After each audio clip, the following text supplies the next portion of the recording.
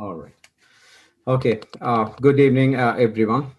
Uh, this is the College of Engineering and Computer Science uh, Center for Collaborative Research and Prototype Development, CCRPD Fall 2020 workshop on pathway to graduate school. And I'll be going through the introduction part, and then we will have a series of sessions. So here is the agenda for today's event. So we'll start with the welcome. I'll go through the graduate education, graduate school for those who are completely new and those who are have some idea and maybe you have few questions. I'll talk a little bit on ECS graduate programs specifically, and then I will have Dr. John Fowler who will be talking about the CSUF graduate program application process. Uh, we have a couple of graduate alumni from our college, ECS, who will be sharing their experience. So they'll be joining us shortly. And this will be followed by department program-wise breakout session. So that would be the last uh, maybe 45 to 1 hour of the program, right? And then we'll end with the closing remarks. So if you have any questions, I recommend type in the chat box, and we can either read out or we can do it as soon as we finish each and every session. Okay. All right. So let's get started. Before I go to the graduate program, I just want to talk a little bit on CCRPD. So some of you may be familiar what is CCRPD, some of you are hearing for the first time. So this is a Center for Collaborative Research and Prototype Development. This is based in ECS. Our location is E43, room E43 on our campus. What CCRPD stand for? So we primarily work on director engineering research projects in partnership with industries, local industries. And we also work with ECS faculty and students, primarily in their research activities to achieve their research and career goals. So we have been in existence for more than, I would say, 4 years or maybe close to 5 years now. And we have been doing a series of activities, one of them being the today's event. Okay. CCRPD, currently we have two co-directors. One is Dr. John Fowler, Kenneth John Fowler from Computer Engineering, and the other one is myself. I'm assistant professor in the Department of Mechanical Engineering. All right, so let's get into the graduate school.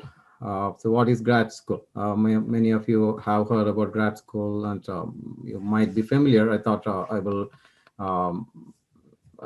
explain a little bit like what graduate school exactly stands about. So this is in any school or an educational institution that grants advanced degrees. Advanced degrees in this case are master's or doctoral degrees. There are a few other advanced degrees associated, but what we are referring mostly is on master's, MS, Master of Science or Master of Arts and so on. And the other one is doctoral degrees. It could be PhD or any doctoral program. Most programs, grad schools require the students to hold a bachelor's degree from an accredited institution. Graduate school doesn't necessarily mean it's an independent body. Okay, most often it's a school that often offers the undergraduate degree, the bachelor's degree, that also offers a graduate program. Like our college, CSUF, does have both grad school and undergrad school together, as most of you are familiar. So for today's event, why did we decide to do such an event? And that too during this time of maybe are going through the pandemic, or we are going to see an end of the pandemic. But this is a very interesting time, maybe time for a lot of you to explore other options. We might have so many questions. So what we have decided is that for this particular event, we will try to answer some of your questions that you have. We'll provide you as much information that you can, and maybe you still have more questions. We will give you the information to whom to connect and what to ask and so on. So we would be the helping hand from our end, but we do have, just keep in mind, CCRP is just one organization, but there are quite a few people on campus who are willing to help you make this next decisive step. For those who have decided, or those who are deciding, or maybe those who would be deciding after this event. Few steps we need to go through. So just like any organization, if you want to join an industry, if you want to join um, any academic institution, there are few steps that you need to follow. The first process uh, for grad school would be to select a program. Some of you would be deciding to continue on your same program that you were doing during your undergraduate degree, or some of you may be deciding, maybe thinking about changing your track a little bit. So irrespective of that, you need to select a program, and then you need to apply for the program. So the process application, we will go through the CSUF application process during today's talk. So that's something that we'll be going through in detail, and we will providing you the information, links, and so on. There are opportunities for you to seek funding, and also we would be this is something common, because the students before entering the grad school, they often try to visit, they get familiarized with the program beforehand, so that they kind of know like where they are getting into. So this is pretty common in most graduate programs, and often you may decide to select a faculty advisor. Okay, this is not a requirement, but most some of the schools insist, some of them like suggest. So these are some of the steps that you need to go through. Why do you need to go to a grad school? Okay, so the first, there are quite a few benefits of doing a graduate program, as some of you might have this in mind. Okay, there are few pros, few cons. I'm going to focus more on the advantages or the merits of doing the. Obviously, you are talking about greater financial compensation. So you would be thinking about increasing your salary and benefits associated if you're working in the same company, or if you're looking for a better job. Statistics suggest, okay, this is an average, but statistics suggest we are talking about roughly 15 to 20,000, or if not more, of an annual income increase from your bachelor's degree status if you are holding a master's degree. So that's something varies across the program. Some programs are even higher. Some programs are maybe slightly lower than this mark, but roughly 20,000 could be a good figure to start with. Career, as you know, right, the current job market is extremely demanding, and you are dealing with, or there's a huge competition out there. So it's always good to have an additional degree, whether it be master's or PhD, that would help you with your career advancements. And most importantly, you are thinking about exploring more employment opportunities, like doing something different. So these are great opportunity that you could have. And doing grad school means you are basically getting more opportunity to network with more and more people. So that's something that's a asset as far as networking is concerned, which is one of the most important things for your career success. Coming to the personal benefits, most of the graduate students who have gone through grad school would kind of concur that this is an opportunity to make yourself a lifelong learner, an opportunity to learn new things and try to keep learning ever after. So that's something graduate people who have gone through grad school often cherish, and the sense of accomplishment or a personal accomplishment that I did this. Okay, for quite a lot of you who began your education career, you might think like I may not be able to do this, I may be able to do it, that kind of a thing. And when you finish such a program, you would feel that kind of a happiness in you, right? More often than not, graduate programs lead to some kind of lifestyle changes. Okay, that could mean that you're making more money, so you have more opportunities, or you are able to change your. Some of you are thinking like, okay, can I make a small career change in my interest area? There are quite a few career options as far as graduate schools are concerned. So something you can easily do. Okay, so several benefits I could highlight here. Of course, there are a few other sides. Okay, I'm not pressing so much here, but it depends on different programs. But again, I would say the benefits would any day uh, overcome the other side, the limitations. Here is the statistics. I took this information from the US Bureau of Labor Statistics. What it says here, some of the graduate and graduate programs and professional degree. So master's degree, if you compare the chart here, what we could see is there's a significant increase in your salary. This is a weekly number. But again, it will roughly round about the same number that I was trying to say.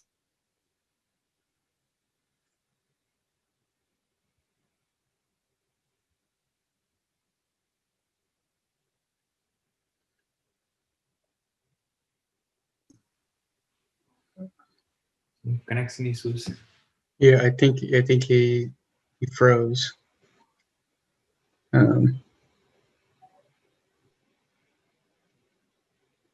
Let's give him a second to see if he comes back. If not, we'll move on to the next topic.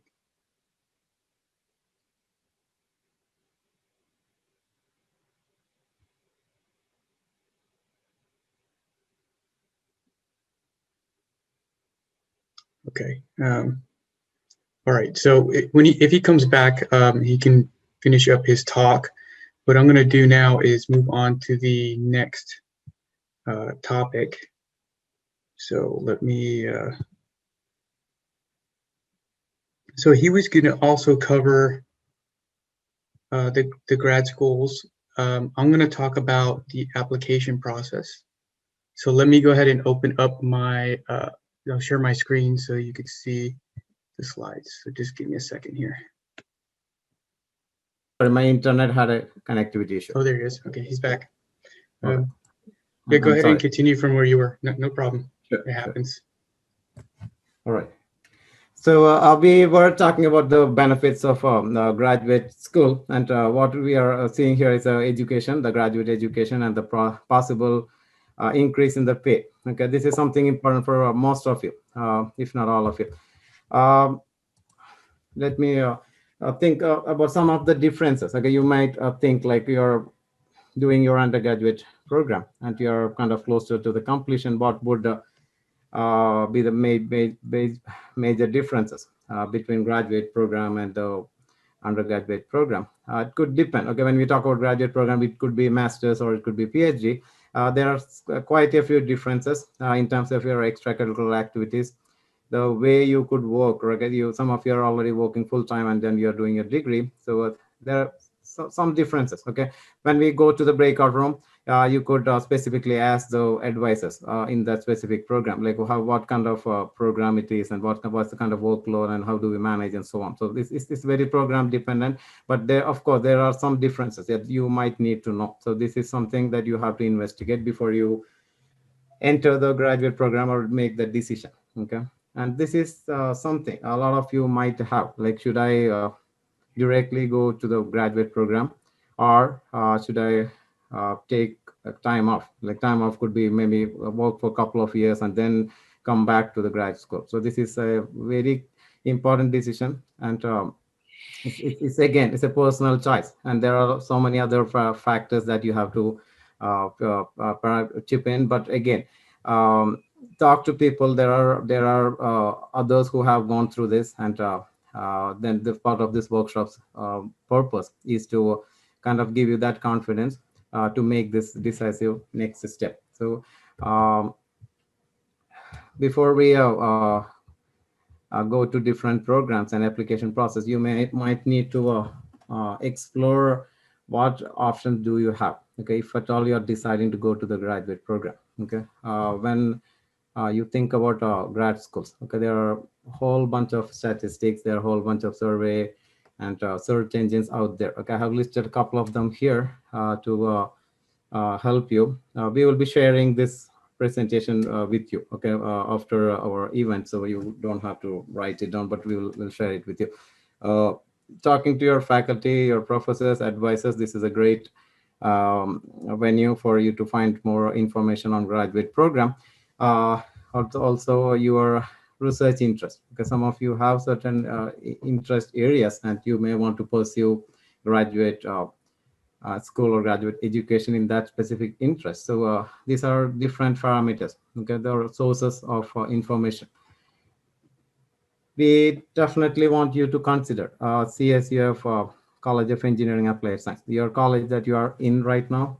I hope most of you who are attending today's event are from ECS, but considering ECS as an option. Okay, we have seen an increased trend of our own students enrolling for master's program. Maybe last few years, so it says quite a lot. Okay, maybe we are doing really well. Students are very motivated. They are here and they are telling their friends, and then we are having an increased graduate population. So that's really encouraging for us, and I hope that kind of gives a message that you are in a safe hand and you are going to see a increase or improvement in your career making such a decision. Here are some of the masters of Master of Science or graduate programs that our college is offering. Okay, we do have 7 distinct programs. It starts with, I have listed this in the alphabetic order. We have Master of Science in Civil Engineering. There's Master of Science in Computer Engineering. We have MS in Computer Science, and then MS in Electrical Engineering. We have this online program called MS in Environmental Engineering, and then we have the Masters of Science, MS in Mechanical Engineering, and then last is MS in Software Engineering, which is an online program. So we have 2 online programs and then 5 in-person programs. Okay, so I have listed the link here. That link should take you to these programs, and you can go from there, okay, individually. All right. So this is a big question for some of you who are considering graduate program versus going to job and so on. So this is a pandemic time, or it could be nearing the post-pandemic time. So what kind of factors affect your decision? Okay, this is not just you, not just your faculty, but the people around the world are like kind of debating this kind of topic. So here are a few bullet points that we think may be kind of directing your decision. 21 million people. Okay, this is May 2020 statistics. The numbers are slightly different, but we do see people losing job. Okay, and that's very common whenever the economy is getting affected. There's a lot of competition, and there are a lot of students like you who are trying to get those few minimal jobs available. So that becomes that kind of makes your life harder to get into like a proper job, or let's say a dream job.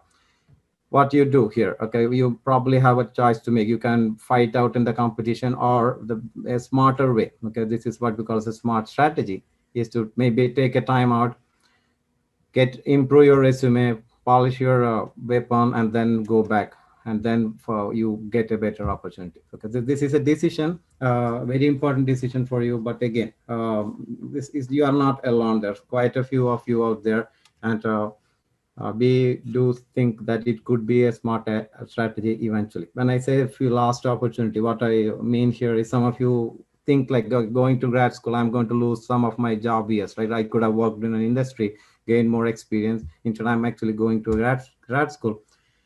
How different that would be. Okay, so what we see here is doesn't necessarily mean you are losing a lot of opportunities. Okay, well, particularly during this economic downturn, you actually are benefiting by doing a grad school versus going to the workforce at this time. Okay, again, it's a debatable topic for some of the cases, but I'm talking about in general. We do see the federal government have decreased the student loan interest rate, and so that's something that you probably would benefit by going financially. It's important that you are being supported, and this is something that you can take advantage of. And most importantly, this is a time to boost your resume, and going to graduate program is one of the best ways that you can do to improve your resume and your credentials. So there are a few other options out there, but graduate program, definitely yes, in terms of boosting your resume. Okay, so we do see several experts projecting graduate program as a job magnet. So post pandemic era, we don't know, there are so many of uncertainties, but what we do know is increase your credentials and polish yourself and take advantage of what the opportunities that you have. Okay, so with that, I want to conclude this opening session, and uh, I do see some of the comments here. Okay, John, do we have any questions during this session? I know I kind of lost few comments in between. I didn't get any questions. All right. Um, All right. Dean Barwas just mentioned that we are starting a master's degree program in engineering management. So that will be starting fall 2021. So that's a great opportunity for some of you who are interested in going to the engineering management program. And then somebody did just ask where the recordings and I guess the presentations will be found. We're going to put them on the CCRPD website. I'll put the link in the chat. Perfect. Yeah, we'll upload the the presentation on the CCRPD website, and we can email you. John, is it possible to email them the presentation? If we have their emails, yeah, Yes. All right. Definitely. And any other questions before? Yeah, here is a link for the CCRPD website, so you can find all the recordings there. And we do a few more events every year. We do events for students as well as faculty, and for research students as well. So you definitely can check the website often. Okay. All right. And yeah, it was just confirmed that yeah, we can email all the students, so we can send it via email as well. You can definitely send you the email. All right, so that concludes our first session. What I'm going to do here is I'm going to hand over the mic to John Fowler, Professor John Fowler, and he would be taking on from here for the second session. That's on the application process. So please keep a close watch. All right, John, can you sure start your screen share? I will share my screen. All right. Okay, so I'm going to talk about the application process for grad school. This can actually be, all this information I'm saying here can be found on the ECS website. I'll put the link in the chat after the presentation. All right, so the requirements when you're applying for Cal State Fullerton. So I'm only going to speak about Cal State Fullerton. So the requirements here is that you have a 4-year college degree, a BS degree in a related field from an accredited institution. You have to have graduated with good academic standing and attained a minimum cumulative GPA of 2.5. Now, depending if you graduated from an international institution or a U.S. institution, that GPA may be different. So for international students, that's a 3.0, but for domestic students, it's a 2.5. For transcripts, official transcript is required from each university or college that you attend since high school. Even if your transcript has, let's say you took some classes at a community college, even if the transcript has courses from a community college, a separate transcript will be required to reflect those courses from the community college. What's not required for admission is a personal statement, letters of recommendation, high school transcript, any certificates of accomplishments or trainings, resumes or work experience, and the GRE or GMAT. And then how can you apply? So you could do it through Cal State Apply, and there's a $70 application processing fee. And some students have asked in the past if there's a fee waiver, and there's no fee waiver for the application fee. The admission deadlines, So you have to get all the supporting documents, transcripts, etc., to ECS and International Admissions Office for international students by the deadlines listed below. So the application deadline for domestic students is July 1st. The required documents deadline for domestic students is July 17th. And then software engineering has separate deadlines for the acceptance and pay deposit fee, which is August 8th.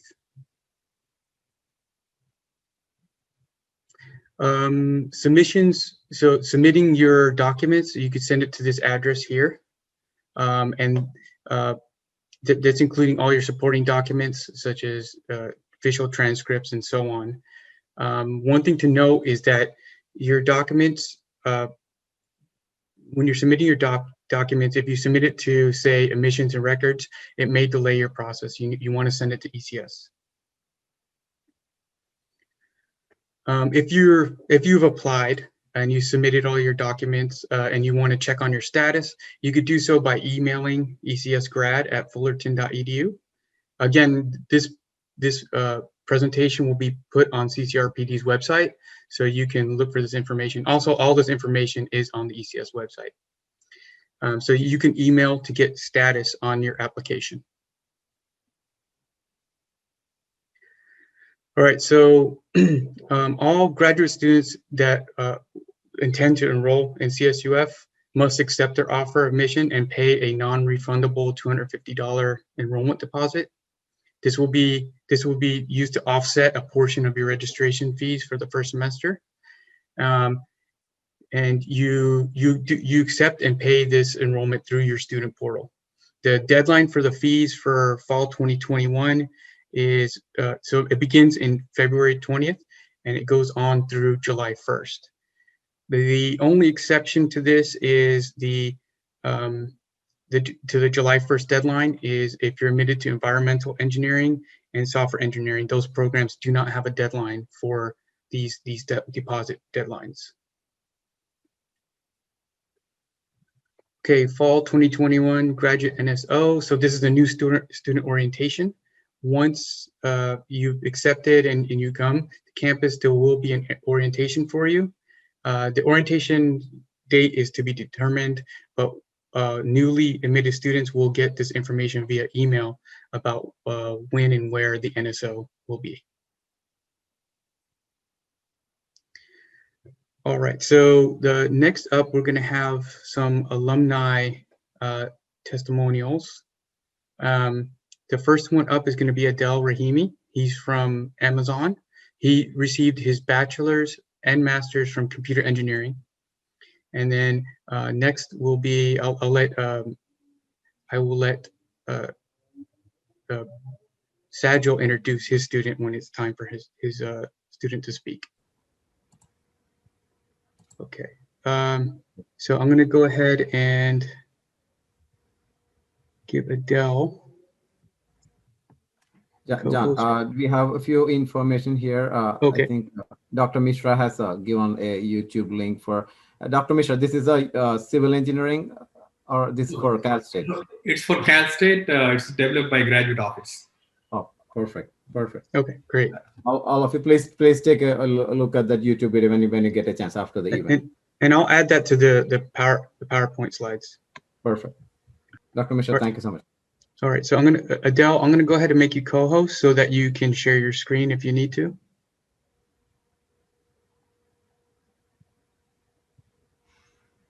Okay. Meanwhile, anybody has any questions on the admissions or graduate program? Any questions on admissions? Yeah, you have the group of faculty here. Our college dean is here. So if you have any questions, please feel free to chat or type in the comment box.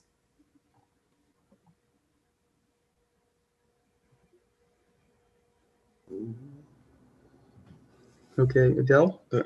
Yeah. The floor is yours.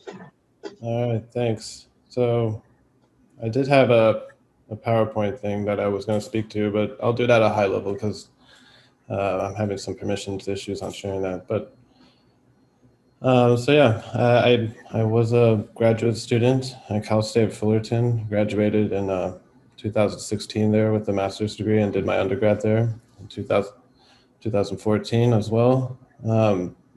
As Dr. Fowler said, I'm currently working at Amazon in this Seattle area, which is on a project called Project Kuiper, which is essentially very similar to SpaceX's Starlink, but it's a set of satellites, a constellation, low Earth orbit constellation of satellites planning to bring broadband internet to unserved and underserved locations worldwide.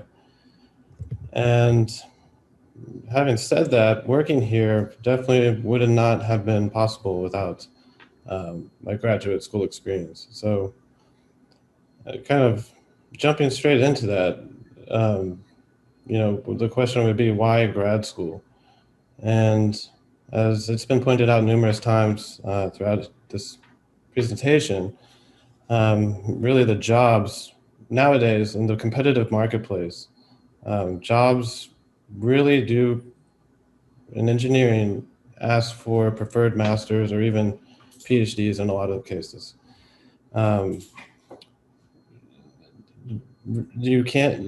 are a lot of jobs that will take bachelor's degrees, but the master's degree is really preferred in a lot of cases. And not only are those preferred, but you will get years of experience upon entry with a company that are considered right off the bat, often 1 to 3 years. And also your career path will be oftentimes greatly accelerated because of that graduate degree that you may hold.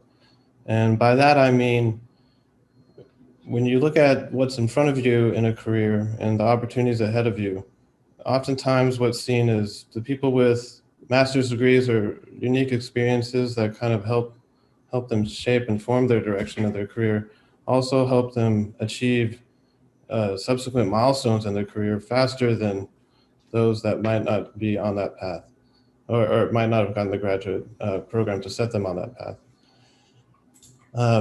Along with that, I would say that when you get a graduate degree, the body of work that you have available to you opens up quite a bit. So especially when you're first starting out, you really need to differentiate yourself from other people going for jobs or other competitors, I would say, in that field.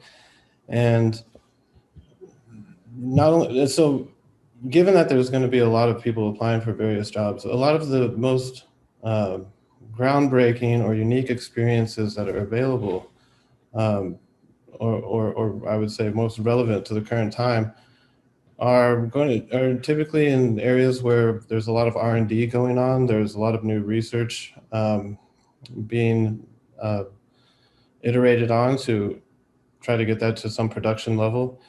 And oftentimes you need a graduate background to really understand what's going on in that and to be able to even ask the right questions to be able to succeed in that area. And because of that, that's why a lot of the jobs, I'm sure anybody applying to this market will see that, again, it's master's or PhD preferred, especially with those fields that are cutting edge, like AI, for example, or forms of that, or digital signal processing, or things that are a little less of incumbent technologies, I would say. And kind of to that same point about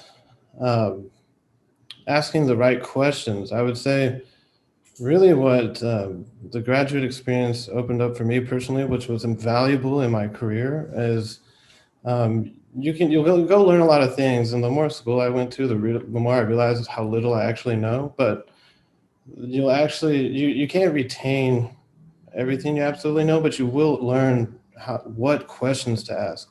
And I find that that's extremely important, especially in an age where we can, there's a plethora, wealth of information at our fingertips where we can research on our own ways to find a lot of questions or even solve problems in the workplace. Really, with the exposure from a graduate degree, to these more advanced topics, and also all of the topics surrounding major topics that we study.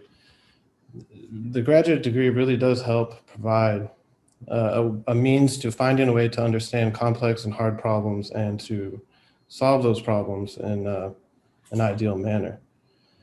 On top of that, I would say that the graduate degrees also help focus our career path, where when you first start out in a career, you will oftentimes maybe find a way to, or you might be just willing to go accept any job that you can find, and you'll apply to a whole list of jobs, and you don't really know what area of your wide spanning degree that you will end up in.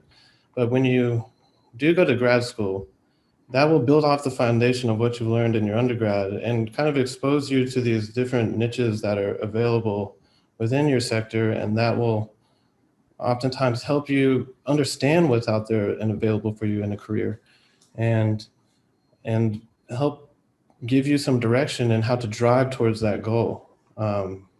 And that's, I think, very valuable nowadays, especially since technology and career paths are changing so dynamically day to day. The ability to have the foresight of kind of what are the emerging technologies, what are the emerging markets in my field, and then how you can shape your career and interest to fall in line with kind of what the market is doing or some emerging topics that might be of interest to you. Really, grad school can help you define that path and find a way to kind of tie it all together into a long spanning, fruitful career. So additionally, you'll get, typically I've seen more opportunity to move up. I mean, in the team I'm on, for example, it's a pretty large organization, and even on I would say on a team of 20 to 30 people that I can look at and look at the backgrounds, over 80% of them have graduate degrees.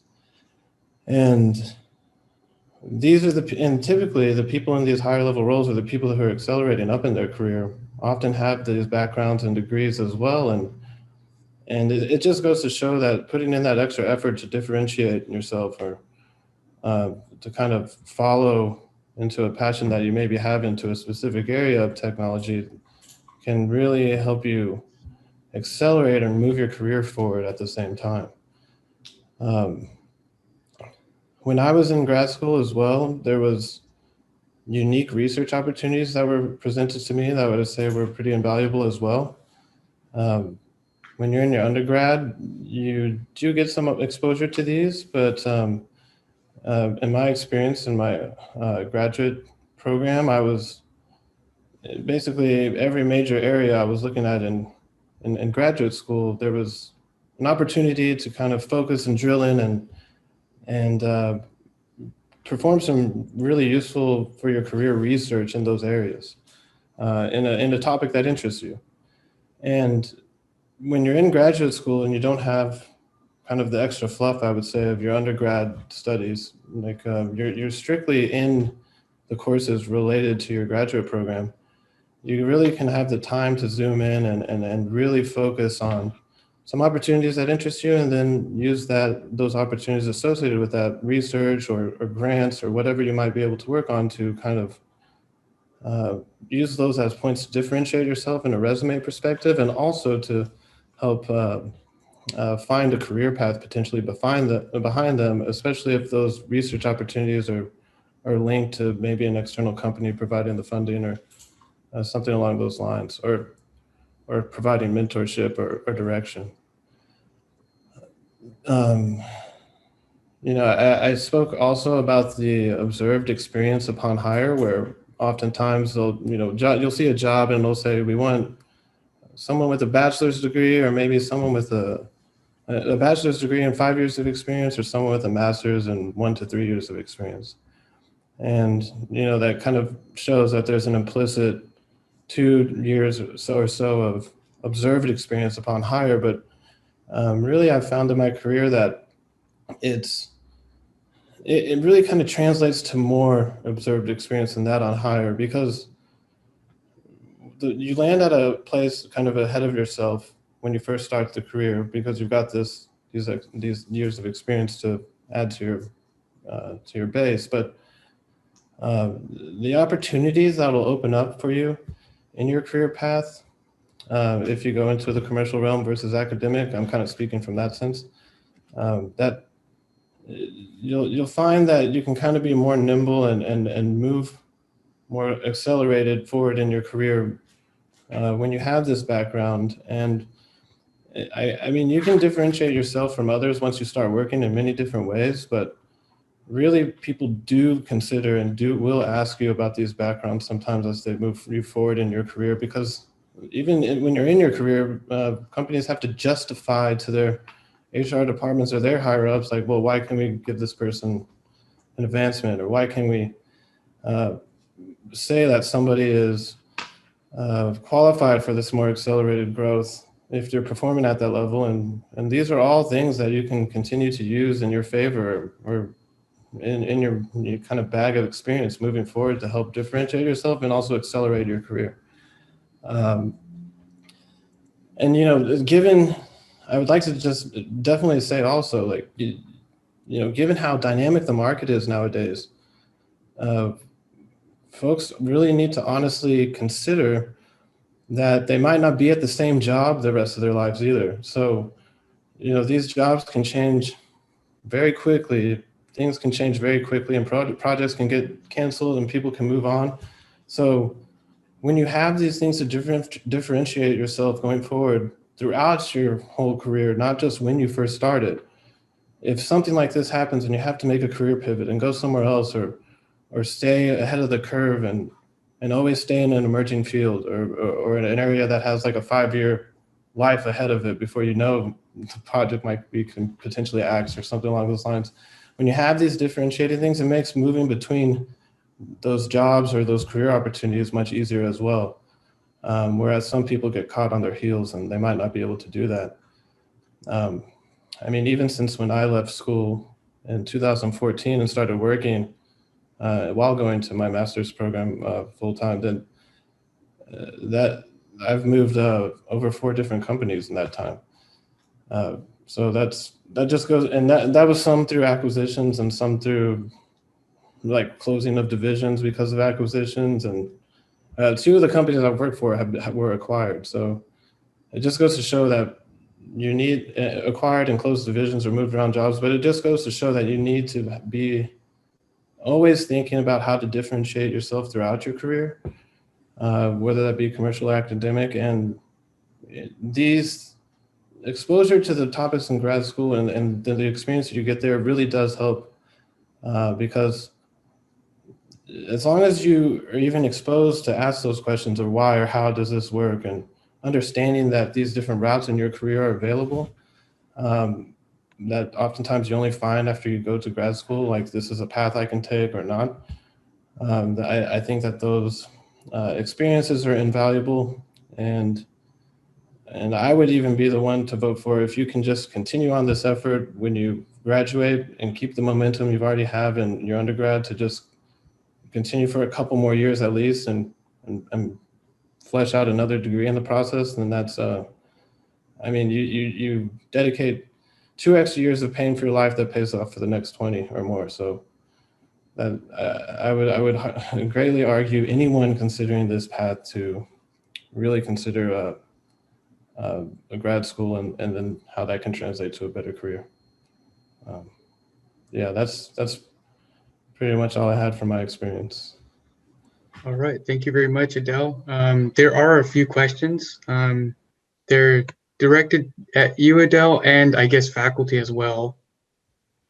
So the first question was, what was your experience like in grad school? If I want to get a PhD, how should I know what school to go to if the ones I get into have my research interest? And how was it like applying for jobs after you earned your degree? Right. So if you want to get a PhD, that's definitely a great goal to have. As for knowing what school to go to that have research topics that you're interested in, I know that there's ways that you can see what. I mean, this is a pretty broad question. I think you could get a lot of guidance from your advisors, but um, I, you could always look into the faculty that's at a school that you're considering, see the type of publications they're putting out, what type of research they're, churning out, and that information is public. You can go to check out the faculty's information and see all the research instruments and accolades they've built up over the past years, and that will kind of show you what topics they're steering things into. And I wouldn't get, and yeah, you can. It depends on what school you want to go to. But there's a lot of different preparation you need to do depending on which one you want to go and target. Certain ones can have more classes you have to take to go into the field that you like. Kind of backtrack a little bit before you can go into the path you want to. But I mean, that's a really good goal. I think that's going to be a very informed decision you need to take. So I would say work closely with advisors on the best route to do that since they've already done it. And for applying jobs after I earned my degree, yeah, that was really tough. And even back at that time, with prior to the pandemic and whatnot, I would say at first I sent out, and just in my senior year alone, maybe 60 to 100 applications and only heard back on 2 or 3, and was lucky enough to land an internship with one. And to that notion, I would say don't get discouraged if things don't seem to be working out for you, or you're not getting the kind of opportunities you want opening up to you. Networking is really important, and when you keep at this, knock on as many doors as possible. It might not be it's not going to be the first or second door, but even if it's the 23rd door, you still get in. And then once you've got that entry point, you can really use that to kind of steer your career in the route that you want to go. But Yeah, and then there was one other question. Do we have time for another question, Sajal? Yes, yeah, we can. I think it's more directed to faculty than to Yeah, Adele. this one seems more directed at faculty. Yeah. So the question is, how does a graduate level degree focused in business with an engineering undergraduate degree stack up with engineering graduate degree with an engineering undergrad degree? My thoughts on that, maybe Adele can kind of confirm, but I think it depends on what your career goal is. If you want to stay in a very technical field, I would think a master's in engineering would be more beneficial. I just want to add the MS degree that we are going to launch. The engineering management degree would be a right direction if you are thinking something like that. It's a mix of better of both worlds. Okay, so there is no one right answer here, but Yes, again, it no, depends. Yeah, it depends on your preference and interest, but you can definitely explore this option. Yes, good point. All right. All right. I think Adele did a great job. Okay. Yeah, thank you very much. Adele, that was excellent. Okay. We are really happy to see you doing so well. Okay. And we hope to see you again, maybe in the future. We'll reach out to you. Yep. Sounds good. Thanks. All right. Thank you. Okay. All right.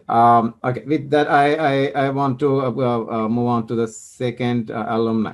We have Mr. Amber Neil Roy. He was our student last year. Just graduated, right? 2019? Yes, December. Yeah, we call him Neil. Okay. I will let him do his talk, and then if you have any questions, please type your questions here. Okay, we want to make it more interactive. Okay, so those who are here, please type your questions. All right, let's hear from Neil. Hey guys, so I was in mechanical engineering master's. I finished up in December 2019. I did my thesis under Dr. James. So for me, I guess it was a different story because I did my bachelor's degree in chemical engineering. I worked for a few years, and then I did my master's as a part-time student. So I was working while doing my master's. And one of the things I really enjoyed about Fullerton is that it was very flexible, meaning that, so like if I needed to take a class, like most of the 500 level classes are after, after 5 p.m. So that's a very, very good thing for someone who's especially working. And most of them tend to be after 6 or 7 p.m. even. So that definitely worked out on someone's favor who's also working. And one of the things I would like to recommend, at least in the ME world, mechanical engineering world, is that since you guys have we have lots of aerospace in Orange County, medical devices, and the fact that since you're also working, you have that network.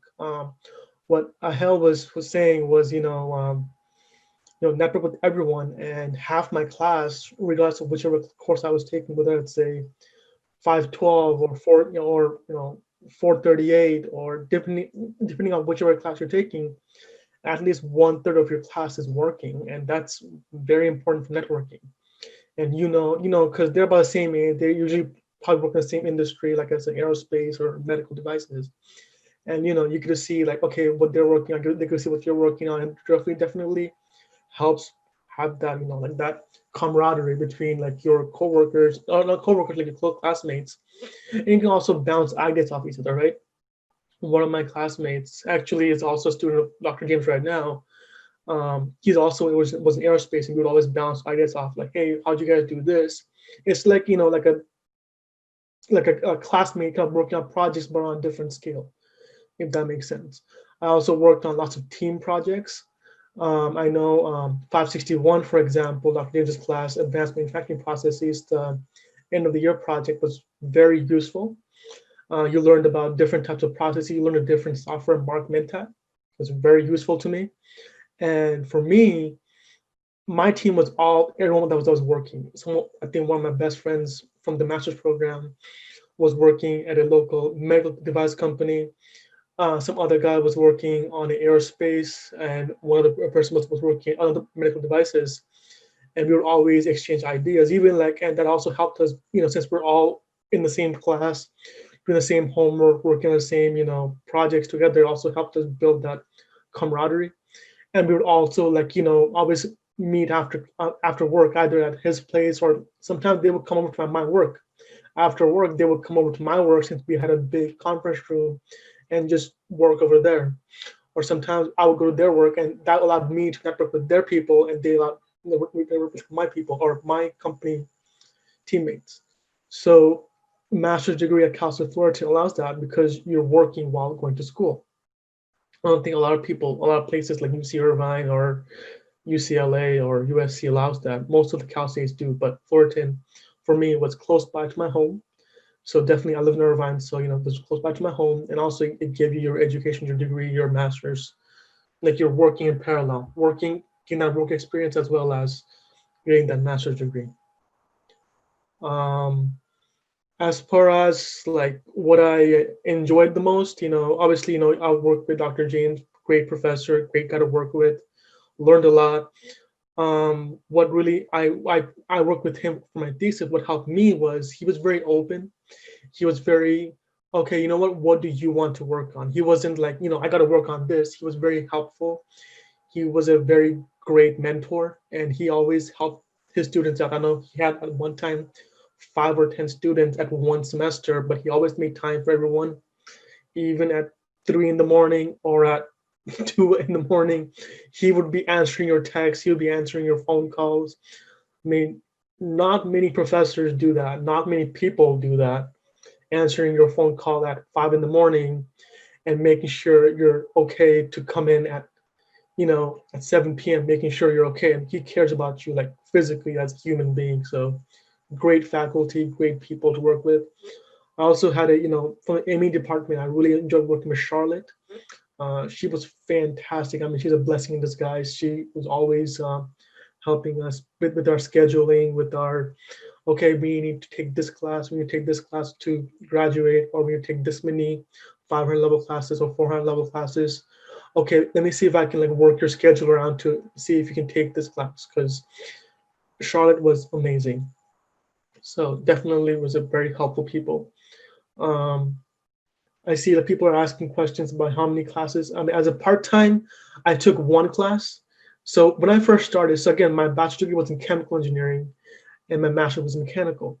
So when I first started off, I had to take, some bridge classes, but I also had to, I was taking some an HVAC class first, which was a nighttime 7 p.m. class. I think it was 451 or 450. And now since I was out of school for a few years, I had to get back into the smooth of things. Well, you're doing your homework, back to doing your preparing for tests. Because in the real world, there is no homework, there is no test. You just go to work, you come back home. But in school, you go to school, you learn, you come back home, you do your homework, you do your problem sets, you turn in your homework, prepare for exam, prepare for midterms, finals, all that stuff.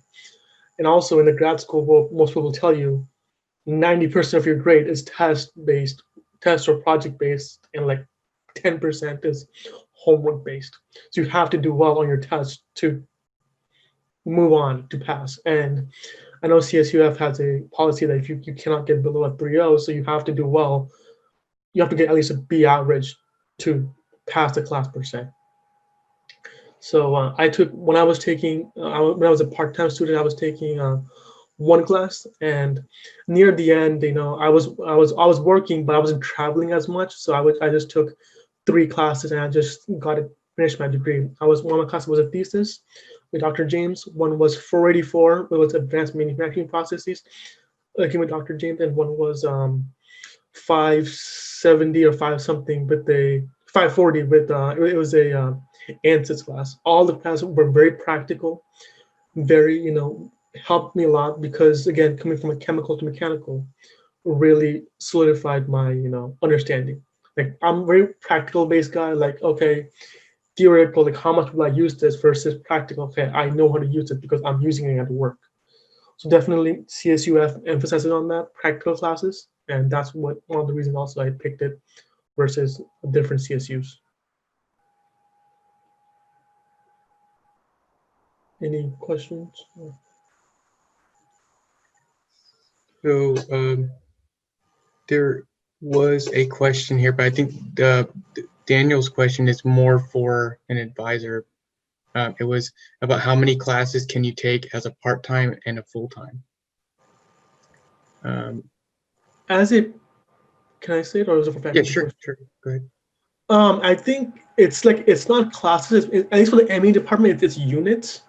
So if you take more than 6 units, you become a full-time. If you take 6 or less, you become part-time. So for MEs at least, it was two classes is 1 or 2 classes part-time, 3 or 4 is full-time. Exactly. Yeah. For MEs, I don't know about the CS or the double E's. That's for everybody. Yeah. Okay. And then Sadril, you have a question?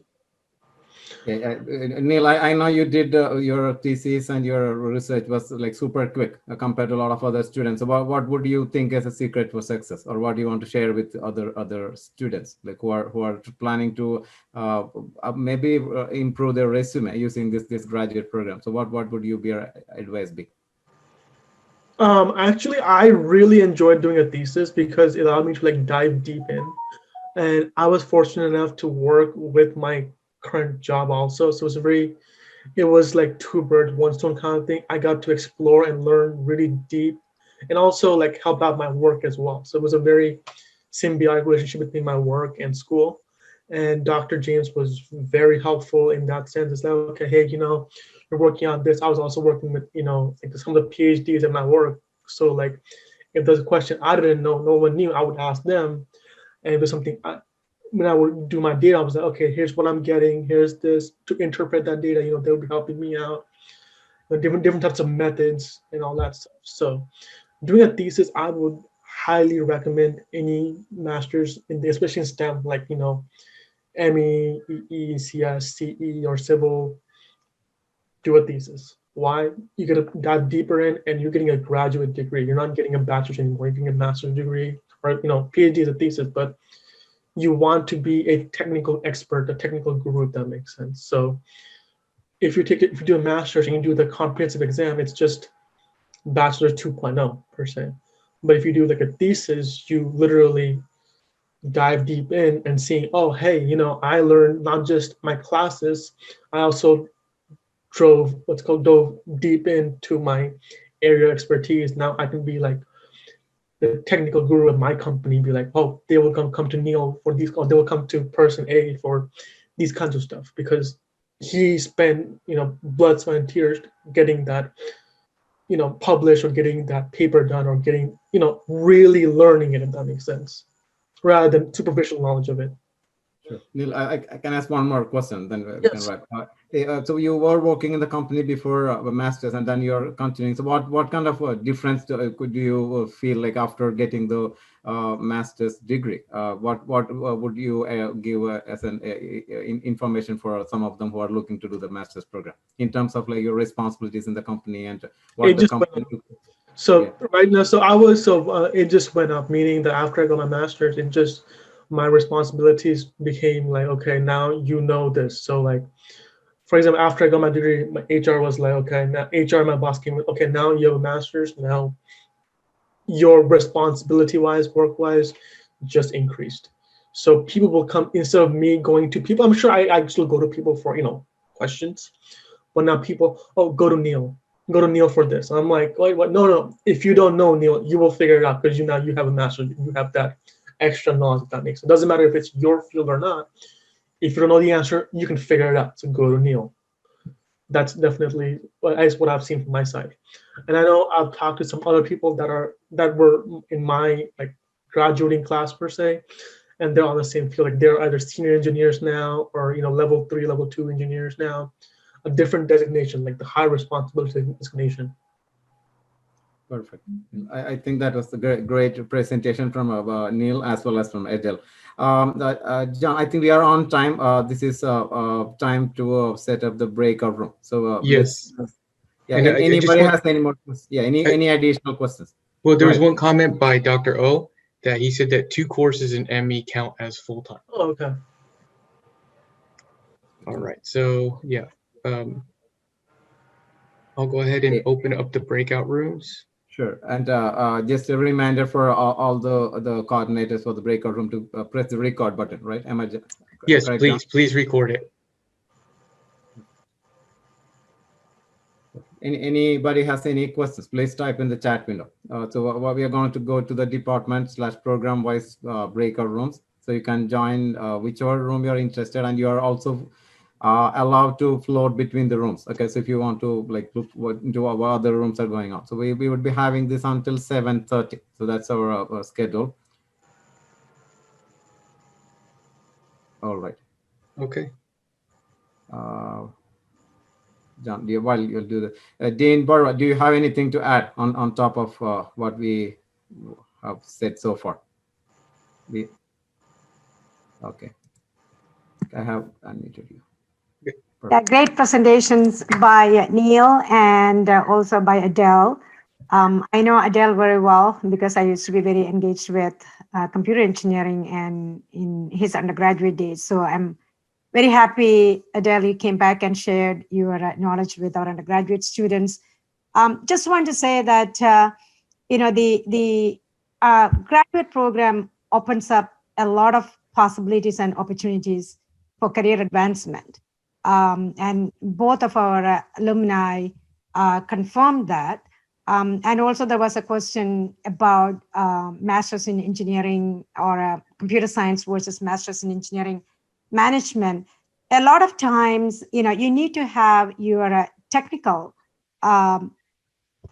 foundational and technical experience solid before somebody trusts you with the project management.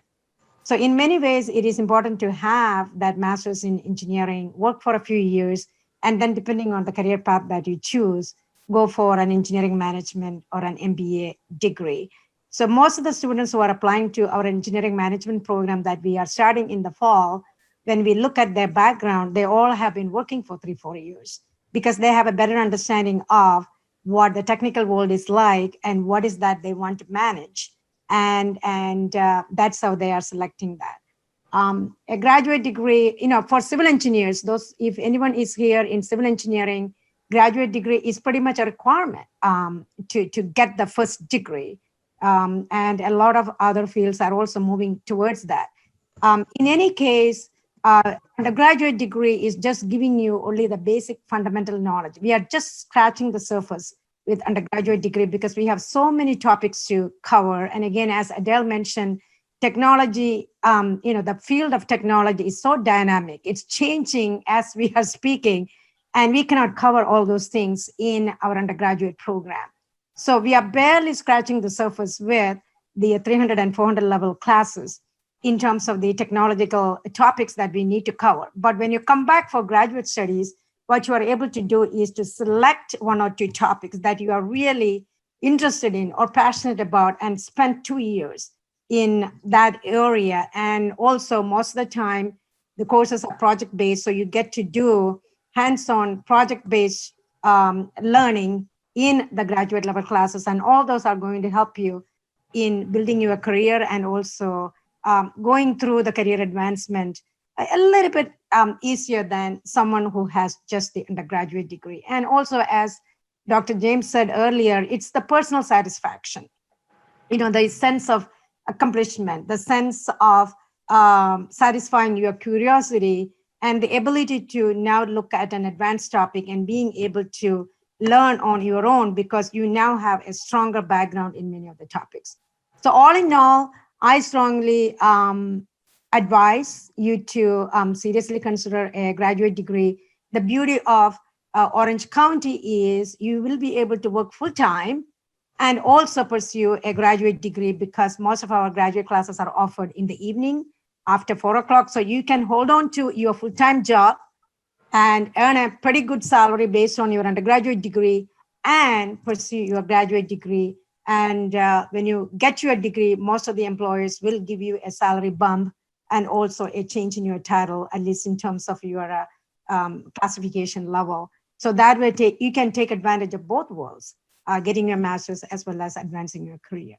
So yeah, and in the breakout room, ask as many questions as you need to because you get the opportunity to meet with the program coordinators or the department chairs or the advisors who advise the students. So don't be shy, ask as many questions as you can. And again, if you have questions, it doesn't end just this evening. If you have questions, please feel free to send it to any of the college leaders, the department chairs, program coordinators, Dr. James, Dr. Fowler, Dr. O.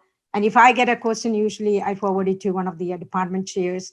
But please ask questions. That's the only way you will learn what you need to about the graduate program. Our application is currently open, so you can start applying and follow the deadlines. The deadlines are very rigid. We do not extend the deadline because we usually get a lot more applications than we have seats for.